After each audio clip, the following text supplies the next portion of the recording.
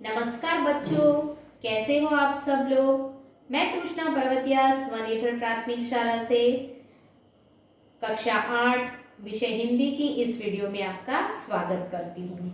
बच्चों, हमने हमारी पिछली वीडियो में आप देख ही सकते हो इकाई 2 कच्छ की सैर, जिसका प्रकार यात्रावृत्त है और जिसके लेखक हरेश ढोलकिया जी है।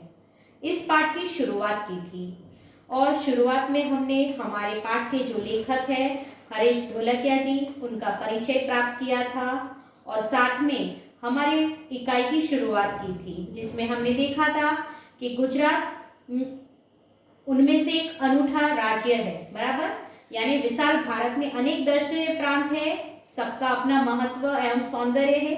गुजरात उनमें से एक अनूठा राज्य है और गुजरात का एक विशिष्ट जिला है कच्छ, बराबर, जो गुजरात का अत्यंत रमणीय प्रदेश है।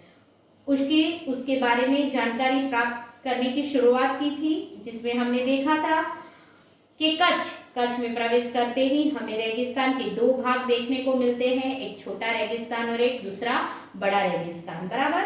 और इन दोनों में रेगिस्तान जैसा कोई लक्षण दिखाई नहीं देता। साथ में हमने देखा था कि सामख्याली को हम कच्छ का प्रवेश द्वार कह सकते हैं और कच्छ की यात्रा यहीं से आरंभ होती है। साथ में हमने देखा था कि रापर से धोलावीरा पहुंचते ही हमारी प्राचीन संस्कृति मोहेंजोदड़ो का स्मरण हो जाता है। यह स्थान 5000 वर्ष के अवशेषों का अंग है। इस प्राचीन नगरी के दर्शन से ही हम चकित रह जाते हैं। हमें प्राचीनता में आधुनिकता के दर्शन होते हैं। यहाँ तक हमारी पिछली वीडियो में हमने इस इकाई की चर्चा की थी। आज हमारी इस वीडियो में अब हम हमारे आगे के इकाई की ओर आगे बढ़ेंगे।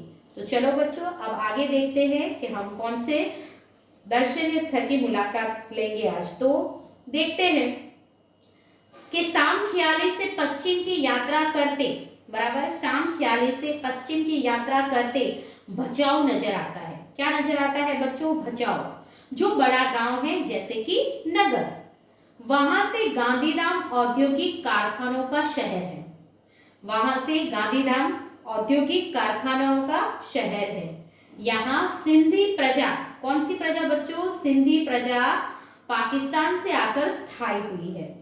गांधीधाम, आदिपुर तथा गोपालपुरी औद्योगिक के कारण विकसित हुए दिखाई देते हैं, बराबर। गांधीधाम, आदिपुर तथा गोपालपुरी जो है वह उद्योग के कारण हमें विकसित हुए दिखाई देते हैं। आदिपुर में गांधी स्मृति तथा पास ही कंडला बंदरगाह का बड़ा महत्व है। कंडला का विकास यहाँ की प्रजा के लिए महत्वपूर्ण है।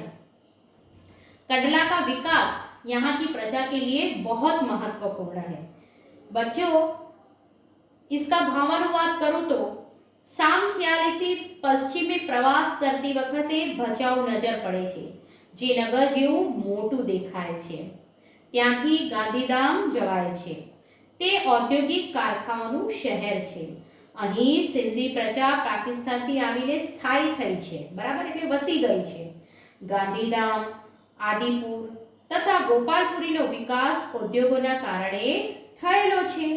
આદિપુરમાં ગાંધી સ્મૃતિનું સ્થળ तथा कंडला बंदरનું ઘણું મહત્વ છે। કંડલાનો વિકાસ ત્યાંની પ્રજા માટે महत्वपूर्ण છે। आगे देखते हैं बच्चों।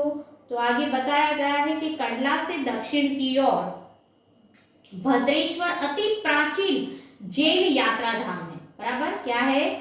कंडला से दक्षिण की ओर भद्रेश्वर अति प्राचीन जैन यात्रा धाम है। संगे मरमर से बना 2500 वर्ष पुराना जिनालय भूकंप में खंडित हुआ, बराबर। कब? तो संगमरमर के पत्थरों से बना 2500 वर्ष पुराना जिनालय, बराबर, यहाँ आप देख सकते हो पुराना जो जिनालय है वो भूकंप में खंडित हुआ, बराबर, भूकंप में खंडित हो गया। उसके पुनः निर्माण का कार्य जोर शोरों से आज भी चल रहा है और उसे आधुनिकता का स्पर्श मिला है। मुद्रा शहर तहसील मुख्यालय भी है, बराबर। जो मुद्रा शहर है वह क्या है? तहसील मुख्यालय भी है, जिसे हम तालुका कह सकते हैं। यहाँ अनेक औद्योगिक के कारण विकास की दिशा खुली है। अनेक औद्योगिक के कारण विकास की दिशा खुली है।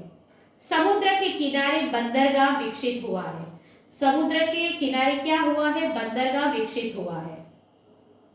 यहाँ कुछ प्राचीन इमारतें हैं। समुद्र के किनारे तटीय यात्रा करते हुए हम मांडवी पहुंचे और फिर समुद्र के किनारे पर तटीय यात्रा करते हुए कहाँ पहुंचे? मांडवी पहुंचे। मांडवी अति सुंदर बंदरगाह है। जो मांडवी है वह बहुत ही सुंदर बंदरगाह है, बड़ा प्राचीन नगर है। यह शहर राजा के महल, बराबर ध्यान रखना बच्चों, यह शहर राजा के महल, पवन चक्किया तथा समुद्र तट के कारण अधिक दर्शनीय बना है। बराबर है। यह शहर, बराबर, मांडवी अति सुंदर बंदरगाह है, बड़ा प्राचीन नगर है और यह शहर राजा के महल, पवन चक्किया तथा समुद्र तट के कारण अधिक दर्शनीय बना है। कौन से कारण? तो राजा के महल, फिर पवन चक्किया और समुद्र तट के कारण ज्यादा से ज्यादा लोग, बराबर, घूमने फिरने के लिए आते हैं, इसलिए यह अधिक दर्शनीय बना है। यहाँ VRTI ग्राम्य संस्था है। क्या है? यहाँ VRTI ग्राम्य संस्था है। 72 जिनालय है। कितने हैं? 72 जिनालय है, बराबर। साथ में 72 जिनालय है और पास ही बिदड़ा गांव में, कौन सा गांव बच्चों? याद रखना, बिदड़ा गांव में अंतरराष्ट्रीय अस्पताल भी है, बराबर, अंतरराष्ट्रीय अस्पताल है। मांडवी से आगे चलते डुमरा, कौन सा? डुमरा, कोठीरा, सुघरी और जखो, बराबर ध्यान देना बच्चों। मांडवी से आगे चलते डुमरा, कोठीरा, सुगरी और जखो महत्वपूर्ण गांव है। जैनों का प्राधान्य यहाँ नजर आता है। खास तौर पर जैनों का प्राधान्य हमें यहाँ नजर आता है, बराबर है बच्चों, यानी उनका महत्व ज्यादा नजर आता है। नलिया शहर तहसील, बराबर, तहसील का केंद्र है नलिया शहर, बराबर। यहाँ वायुसेना का मुख्य अड्डा है और साथ में क्या है? वायुसेना का मुख्य अड्डा, बराबर है, यानी कि हवाई दल का मुख्य विमानी मथक यहाँ है, बराबर है बच्चों।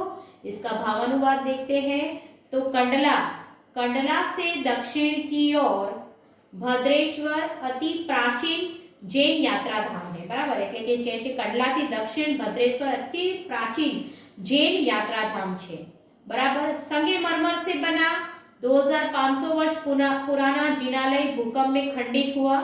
वह कहते हैं, એટલે એવું કહેવા માંગે છે કે આરસ પહાણથી બનેલો 2500 वर्ष जूનું जिनालय भूकंपમાં खंडित થયું હતું। उसके पुनर्निर्माण का कार्य जोरों शोरों से चल रहा है।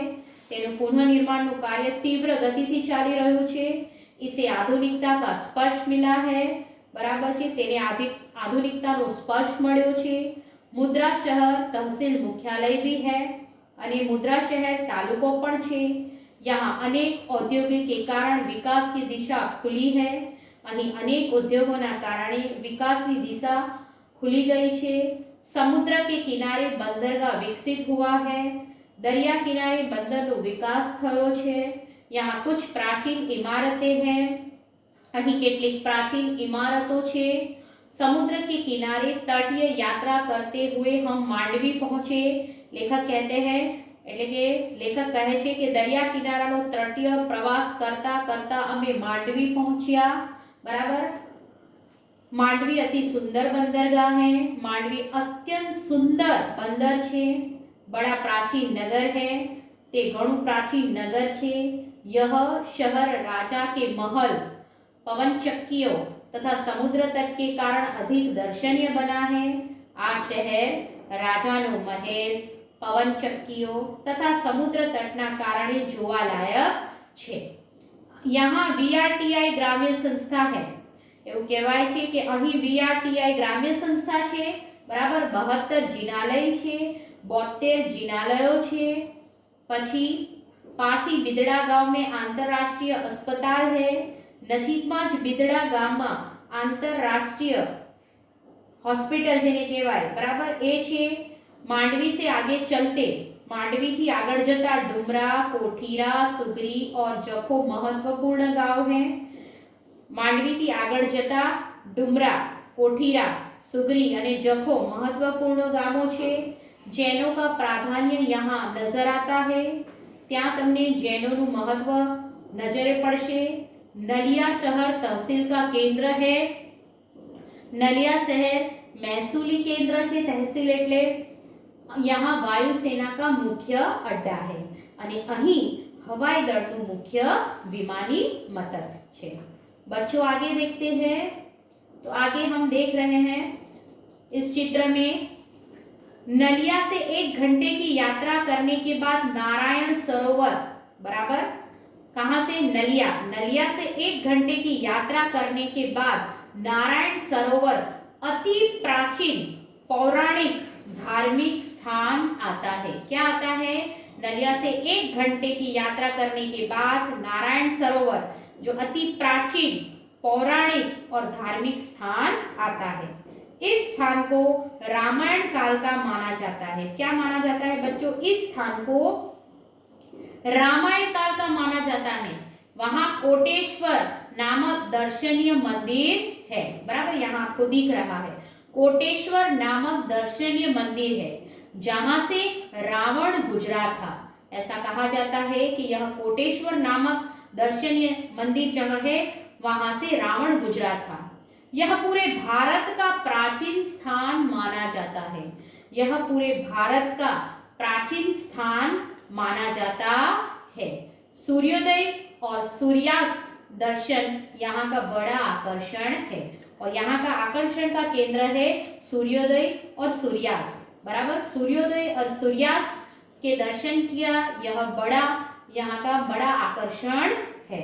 भावानुवाद में देखते हैं तो नलिया से 1 घंटे की यात्रा करने के बाद नारायण सरोवर अति प्राचीन पौराणिक धार्मिक स्थान आता है। એવું કહેવાય છે કે નલિયાથી 1 કલાકનો પ્રવાસ કરી બરાબર 1 કલાકનો પ્રવાસ કરી નારાયણ સરોવર પહોંચાય છે। તે અત્યંત પ્રાચીન પૌરાણિક धार्मिक स्थल છે બરાબર। इस स्थान को रामायण काल का माना जाता है અને આ સ્થળ રામાયણ કાળનું ગણાય છે। वहां कोटेश्वर नामक दर्शनीय मंदिर है।